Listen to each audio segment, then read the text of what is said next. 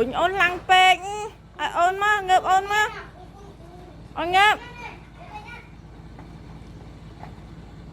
Nì rọt mà vinh. Ất cái đá ghê còn.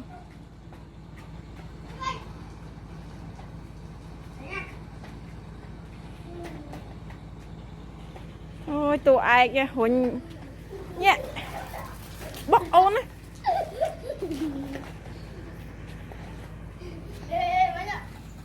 Bẹ con bẹ.